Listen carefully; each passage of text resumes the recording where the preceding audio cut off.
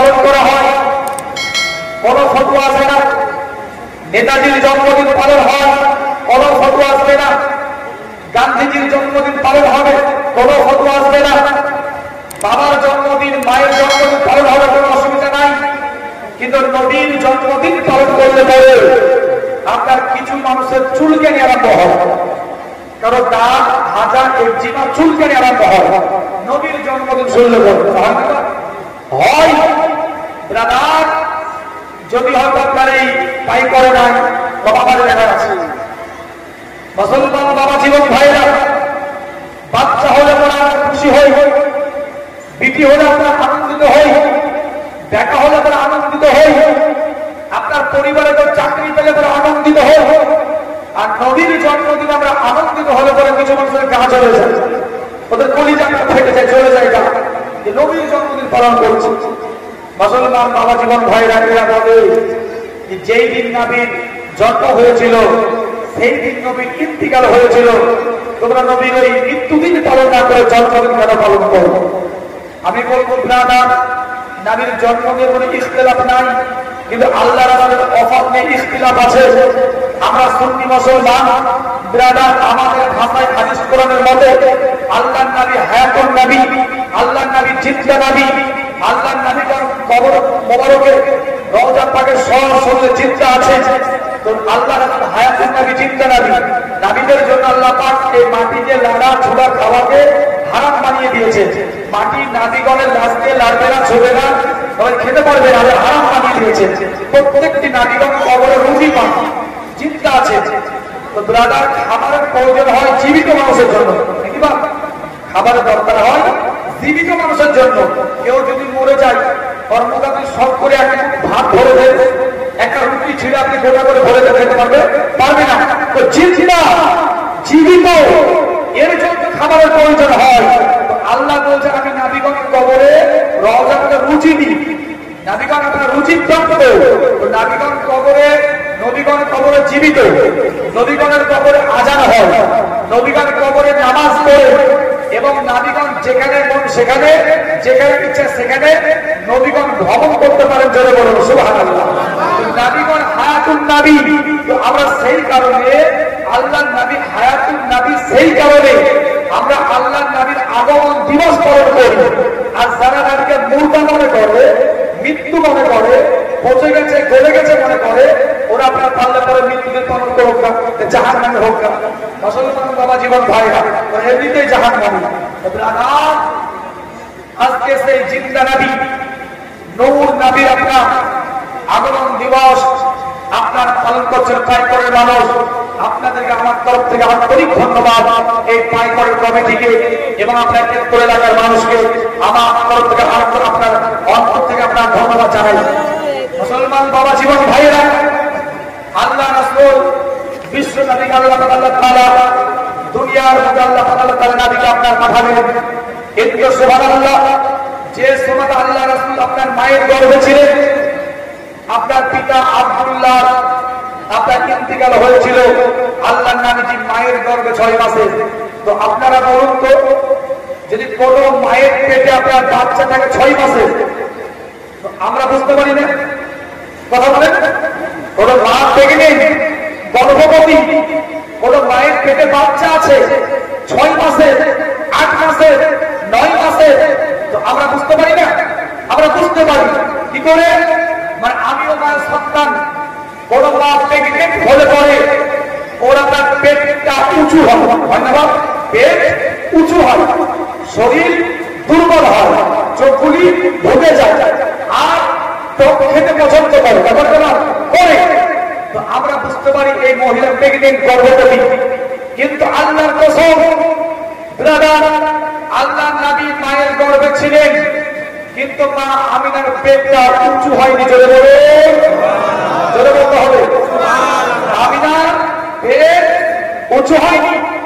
আপনি পৃথিবীর বুকে এলেন, বা আমি এসেছিলাম, আপনি এসেছিলেন, তো পৃথিবীর বুকে আপনার কোন একটা হাজারকে দিয়ে, কোন ডাক্তারকে দিয়ে আপনার খাতনা বা মুসলমানি করতে হয়েছে, হয়নি? করতে হয়েছিল, খাতনা বা মুসলমানি করতে হয়েছিল। কিন্তু আল্লাহ আমার নবীকে খাতনা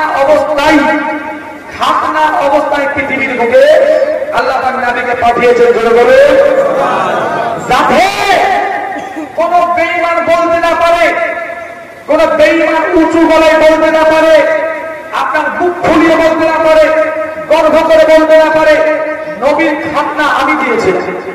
সে কারণে আল্লাহ নবীকে আপনার খাতনা অবস্থায় পৃথিবীতে পাঠিয়েছিলেন। তো আল্লাহ নবী মায়ের গর্ভে 6 মাসে পিতা আব্দুল্লাহ ইন্তিকাল হয়ে গেল। ইসলাম এবং মামিনার দায়িত্ব আব্দুল মুত্তালিবের ঘাড়ে। সুবহানাল্লাহ, আল্লাহ রাসূল মায়ের গর্ভে উনি আস্তে আস্তে বড় হচ্ছেন বাবা। তো মা আমিনা উনি আপনার বলতেছেন যে আমার ঘরে পানি ছিল না, তো আমি গেলাম পানি আনতে। তো সুবহানাল্লাহ, কোন মরা গাছের গোড়া দিয়ে হেঁটে গেলে পরে আমার পরশ লাগার পরে আমার পেটের সন্তানের বরকতে ওই মরা গাছটা জীবিত হয়ে আপনার জিন্দা হওয়ার পরে ফল ধরতে চলে বলুন সুবহানাল্লাহ। কিন্তু মুসলমান বাবারা এবার একটু গভীর মনোযোগ দেওয়া লাগবে। বিরাদার আমার মা আমিনা রাদিয়াল্লাহু তাআলা আনহা বলছেন, মুসলমান বাবা জীবন ভাইরা, উনি বলছেন আমি আমিনা ঘর থেকে পানি আনার জন্য বের হয়ে যেতাম। আমার মাথার উপর দিয়ে কোন ধরনের পাখি উড়ে যেত না, চলে বলেন সুবহানাল্লাহ। একটা পাখিকে বলতো পৃথিবীর জমিন দিয়ে আজকে নবীজির আম্মা জান যার নাম হলো মা আমিনা আপনার হেঁটে হেঁটে যায়। আল্লাহর নবীজি মায়ের গর্ভে আছে, যদি আমরা আজকে মা আমিনার মাথার উপর দিয়ে উড়ে যাই, মা আমিনার মাথার উপর দিয়ে চলে যাই, ওরা পাখি আজকে নবীজির আপনার অসম্মান হয়ে যাবে। অসম্মান হবে মনে করে বাবা কোন পাখি আপনার উড়ে যেত না, ডান দিকে বাম দিক দিয়ে পার হয়ে যেত। আল্লাহ কসম বিরাদার, কোন পাখি আপনার মা আমিনার মাথার উপর দিয়ে উড়ে যেত না, চলে বলে সুবহানাল্লাহ। মুসলমান বাবা জীবন ভাইরা, আপনার মা আমিনার জন্য ওই দড়ি রসা ফেলে বাবা পানি তোলার প্রয়োজন হতো না, পানি আপনার নেওয়ার প্রয়োজন হতো না।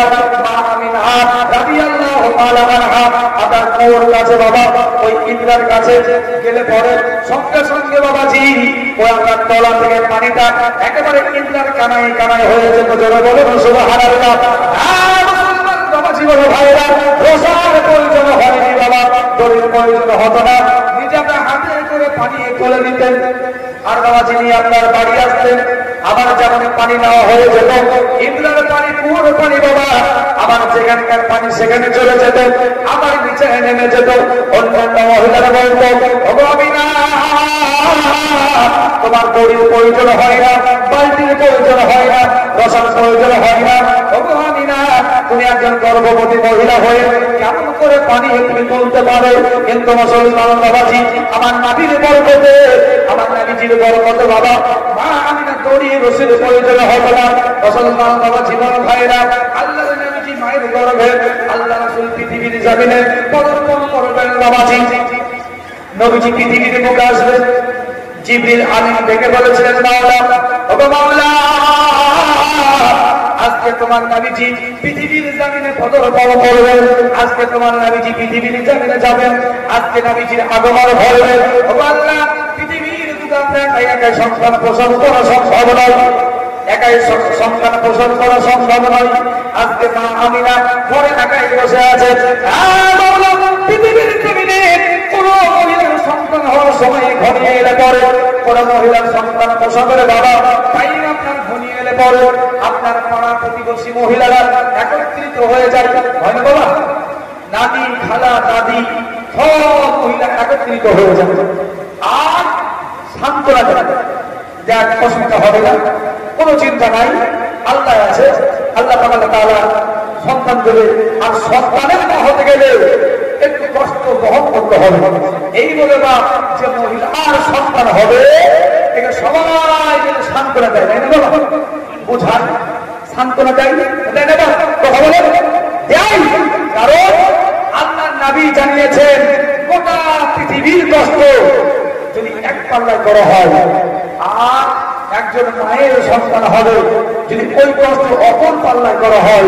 গোটা পৃথিবীর কষ্ট অপেক্ষা একজন মায়ের সন্তান হওয়া, আপনার ডেলিভারি হওয়া কষ্ট হলো বেশি। জোরে বলবো সুবহানাল্লাহ।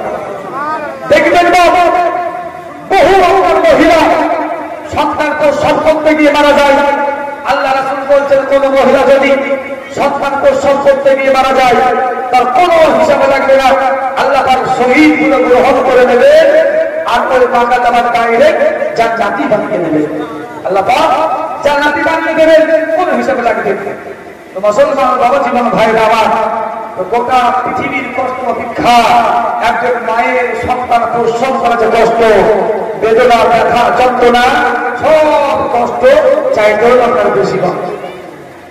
ওই সময় মুসলমান বাবাজি জিবরিল থেকে বলেছিল, মাওলা আজকে তোমার নবীজির মা যার নাম হলো আমিনা আল্লাহ ঘরে একাই বসে আছে। ও বাবু, আল্লাহ হেল্পার হিসাবে, আল্লাহ নবীর দায়ী হিসাবে জান্নাতি রমণী আল্লাহ পাঠিয়ে দিলে ভালো হয়, কিছু হেল্পার পাঠিয়ে দিলে ভালো হয়। আল্লাহ তাআলা থেকে বলে, জিবরিল যা, আজকে জান্নাত চলে যা। জান্নাত যাওয়ার পরে জান্নাতি চারজন রমণীকে ডেকে নিয়ে আই। ডেকে নিয়ে আসার পরে আজকে আমার নবীজি মায়ের হেল্পার করে আমার নবীর দায়ী হিসাবে পৃথিবীর জমিনে পাঠিয়ে দে। ওই সুবহান জিবরিল দেখে বলে, মাওলা আল্লাহ কাকে কাকে ডেকে আনবো? আল্লাহ তাআলা দেখে বলে, জিবরিল এক নাম্বার হবে আদম পয়গম্বরের বিবি, যার নাম হলো মা হাওয়া রাদিয়াল্লাহু তাআলা আনহা। দ্বিতীয় নাম্বার হবে ইব্রাহিম পয়গম্বরের বিবি, আপনার ইসমাইল পয়গম্বরের মা, যার নাম হলো মা হাজরা। তিন নাম্বার হবে ঈসা পয়গম্বরের মা, যার নাম হলো মা মারিয়াম। চার নাম্বার হবে কাফের বেঈমান ফিরআউনের বিবি, যার নাম হলো আসিয়া। দেখে বলে, আল্লাহ আসিয়া কেন? ফিরআউন জাহান্নামী, বিবি হলো জান্নাতি।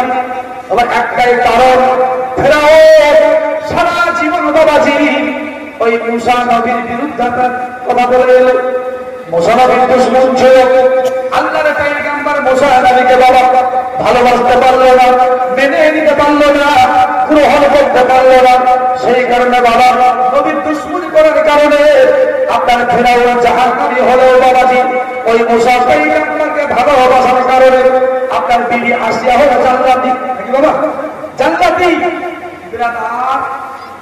তো একজন নবীকে ভালোবাসার কারণে বিবি জান্নাতি, স্বামী হলো একেবারে গঙ্গলে জাহান্নামী। মুসলমান বাবা জীবন ভাইরা, এমন জাহান্নামী বাবা জীবনের মতো না যে ফিরআউনের লাশ বাবাজি এখনো পর্যন্ত বাবাজি মিশরের জাদুঘরে আপনার বাবাজি মমি করে রাখা হয়েছে, হয়তো হয়েছে।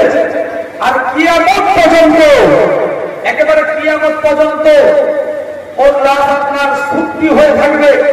ও পচবেও না, গলবেও না, মাছিও খাবে না, মাছিও ভিড়কাবে না, বাবাজি নষ্ট হবে না। একেবারে কিয়ামত পর্যন্ত বাবাজি আপনার থেকে যাবে। আল্লাহ পাক থেকে বলে, বান্দারা তাকিয়ে দেয়, তাকিয়ে দেয়, আমার নবীর সঙ্গে দুশমনি করবি, ওই ফিরআউনের মতো হাল বানিয়ে দিবে। আল্লাহ বলছে, নবীর দুশমন হবি তো ফিরআউনের মতো হাল বানিয়ে দেবে। ও পানিতেও খাবে না, মাছেও খাবে না, মাছিও খাবে না, ও আপনার পৌঁছবেও না। সারা কিয়ামত পর্যন্ত বাবাজার থেকে যাবে। ব্রাদার ইসলাম, আল্লাহ তাআলা ডুবিয়ে বাবাজি মেরেছে মুসলমান বাবাজি। তো যখন আল্লাহ রাসূল ঘোষণা দিয়েছিলেন যে আনা মাদিনাতুল ইলম আলিম বাবুহা, যে আমি নবী ইলমের শহর, আর সে শহরে প্রবেশের দরজা হলো আলী, এই ঘোষণা নবী দিয়েছিলেন। তো একজন ইহুদি আলীকে আপনার পরীক্ষা করার জন্য প্রশ্ন করেছিল, হে আলী, আল্লাহ রাসূল বলেছেন তুমি নাকি ওই আল্লাহ নবী আপনার জ্ঞানের শহর, আর সে শহরে প্রবেশের দরজা হচ্ছে তুমি, তো তুমি কেমন জ্ঞানী মানুষ, তুমি কেমন বুদ্ধিজীবী মানুষ, একটা প্রশ্নের উত্তর দিয়ে যাও, একটা প্রশ্নের উত্তর দিয়ে যাও। দেখে বললো, বলো কি জানতে চাও? দেখে বললো, আলী বলো পৃথিবীর এমন কোন জায়গা যে জায়গাতে সূর্যের আলো একবার পড়েছে আর কিয়ামত পর্যন্ত কোনদিন পড়বে না, জোরে বলুন সুবহানাল্লাহ।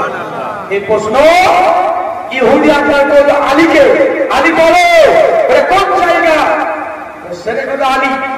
চিন্তা ভাবনা করলেন আপনার এই ইহুদি হয়তো মনে মনে ভাবলো আলী বলতে পারবে না, আলীর ক্ষমতা নাই, আজকে লজ্জিত করে দিব, অপমান করে দিব, নবীর কথাকে মিথ্যা বানিয়ে দিব যে নবী ভুল কথা বলেছে। নাউজুবিল্লাহ তাকবীরুল্লাহ। প্রশ্ন করলো সেটা কথা আলী বললেন শোনো, যখন আপনার ফেরাউন মুসা পয়গম্বরকে তাড়া করেছিল, ঘেরাও করেছিল, তো আল্লাহ তাআলা মুসা নবীর হাতে একটি আশা দিয়েছিলেন, লাঠি দিয়েছিলেন, যে লাঠি আপনার জমিনাটা তুললে পরে ছাওয়ার গাছ হয়ে যায়, যে লাঠি আপনার পানির প্রয়োজন হলে পরে মাটিটাকে কেড়ে দিলে পরে টিমার হয়ে যায়, যারা বলুন সুবহানাল্লাহ। যে লাঠি আপনার হাত থেকে ছেড়ে দিলে পরে অজগর সাপ হয়ে যায়, যে লাঠি আপনার ছেড়ে দিলে পরে ছাগল ডাকিয়ে আনে, কুকুর ডাকিয়ে আনে, মোষ ডাকিয়ে আনে, যে লাঠি আপনার ছেড়ে দিলে পরে আপনার দুশ্মনকে আপনার পিঠে আবার ঘুরে আসে, যে লাঠি আপনার ছেড়ে দিলে পরে আপনার এমন সাপ তৈরি হয়ে যায়।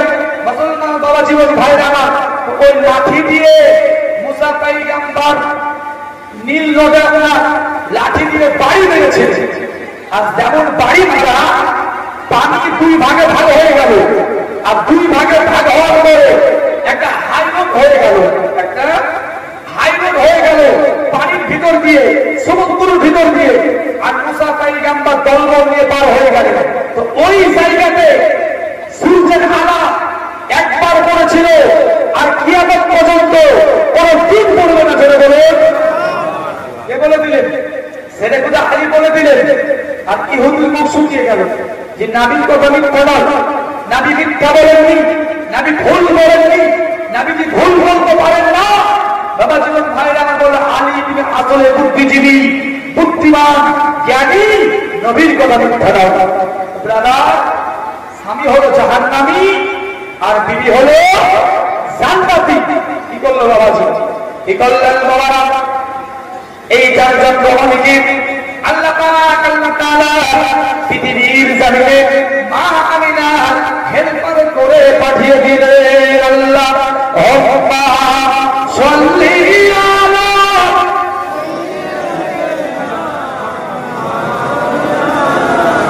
মুহাম্মাদ ওয়া আলা আলি মাওলানা মুহাম্মাদ সাল্লি আলা মুহাম্মাদ হরদম ज़बान से निकलो, हरदम ज़बान अरे आमीना তোমার ঘরে কেসে চলো না, জোরে বলুন, আমি জোরে বলতে হবে সুবহানাল্লাহ। আরে আমিনা তোমার ঘরে কেসে চলো না, ও আমিনা তোমার কোলে কে দোলাছে দেখো না। জানি দূরে এক ঝলকে চলে গেলি মক্কা মদিনা, আমিনা তোমার ঘরে কে এসেছে বলো না, ও আমিনা তোমার ঘরে কে এসেছে দেখো না। 12 রবিউল আউয়াল এলেন নবীজি ধরা তলে, 12 রবিউল আউয়াল এলেন নবীজি ধরা তলে, সেজদাতে মাথা রেখে চাইলেন উম্মতের শুভ কামনা, আমিনা তোমার ঘরে কে এসেছে বলো না, ও আমিনা তোমার কোলে কে দোলাছে দেখো না। জানি দূরে এক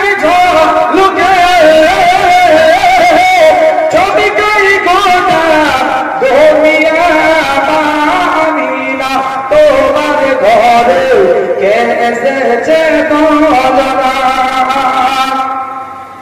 দুনিয়াতে সুখে রবে আখিরাতে জান্নাতি হবে দুনিয়াতে সুখে রবে আখিরাতে জান্নাতি হবে সে হবে নূর নবীজি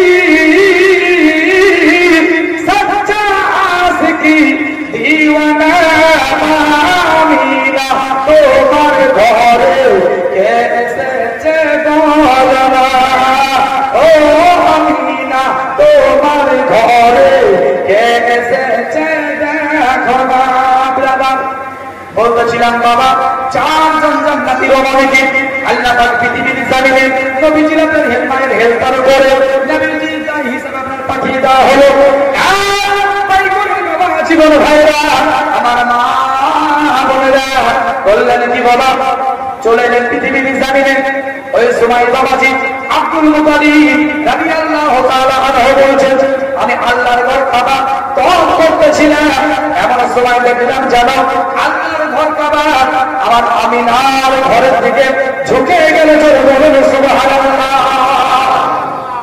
আপনার ঝুঁকে গেল সিজদায় আপনার পড়ে গেল বিরাদার আব্দুল মুতালিব দেখলে বলে কাবারে ঝড় নাই বৃষ্টি নাই তুফান নাই মেঘ নাই বর্ষা নাই এমন করে একেবারে আজকে আমার মৃত্যু বেলা পার করিলাম আমার বৌমা আমিনার বাড়ির দিকে সিজদায় পড়ে গেলি কাবা ডেকে বলল আব্দুল মুতালিব তোমার জানা নাই আজকে কাবারও কাবা আজকে বিশ্ব নবীর জন্ম হয়েছে যে আলহামদুলিল্লাহ মুসলমান বাবা জীবন ভাইরা আজকে বিশ্ব নবীর জন্ম হয়েছে আবির্ভাব ঘটেছে আমি মাটির কাবা ওই কাবার নবীকে সম্মান দেওয়ার জন্য আজকে আমি আর ঘরের দিকে ঝুঁকে গেলাম চলে বলুন সুবহানাল্লাহ আমার নবী কাবার নবী সে নবীকে সম্মান দেওয়ার জন্য মাটির কাবা আজকে সিজদায় পড়ে গেল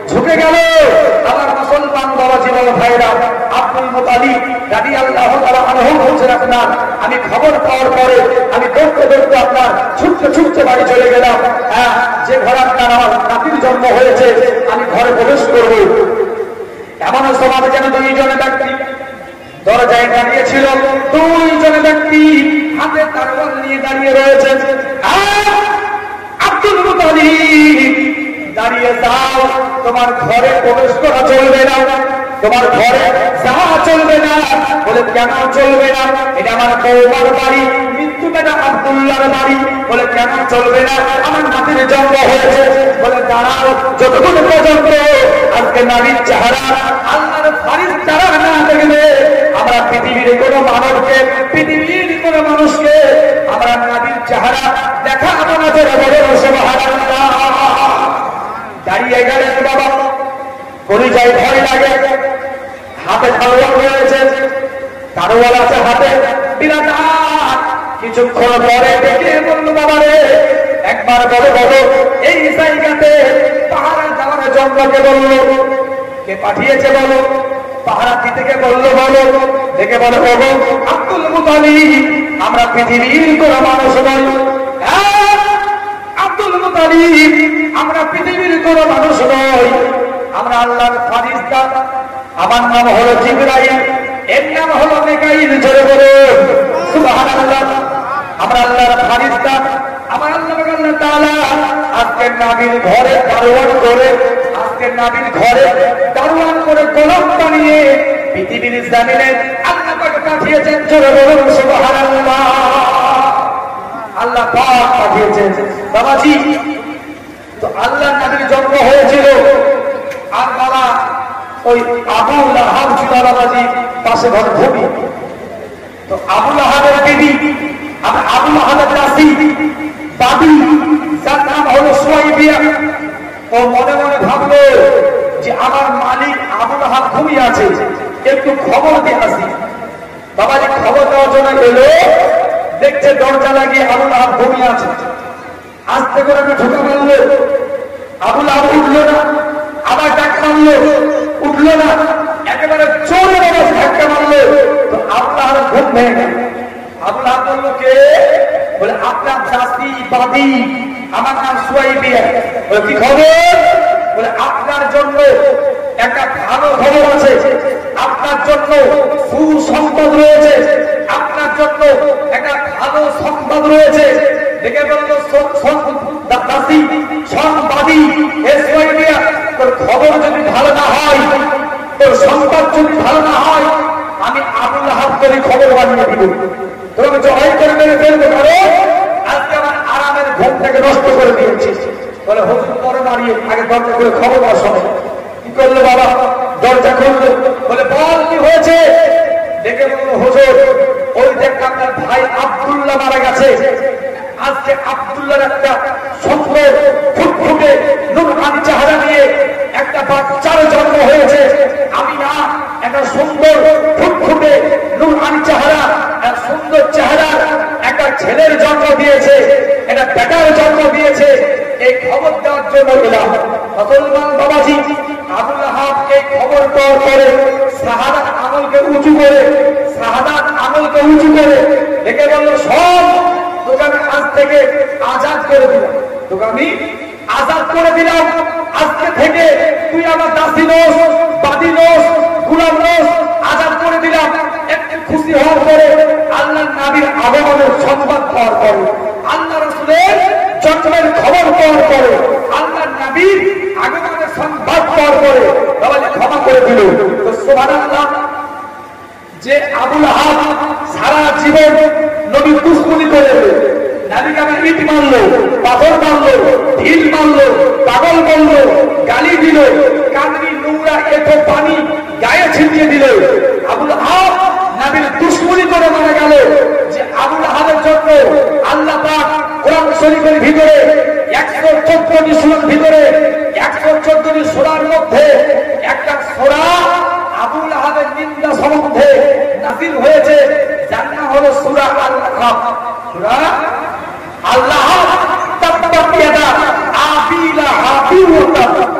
আল্লাহ বলেন আবুল আহাবের দুই হাত ধ্বংস হয়ে যাবে, আবুল আহাবের দুই হাত ভেঙে গুঁড়িয়ে মিটিয়ে যাবে। তো যে আবুল আহাবের নিন্দা সম্বন্ধে কোরআন শরীফের ভিতরে একটা সূরা নাযিল হয়েছে, সূরা কি বললেন, কি নাম বললেন? বলে সূরা আল-লাহব। তো বাবাজি আবুল আহাব যখন মারা গেল, তো স্বপ্নে আবুল আহাবকে আত্মীয় স্বজন দেখলো,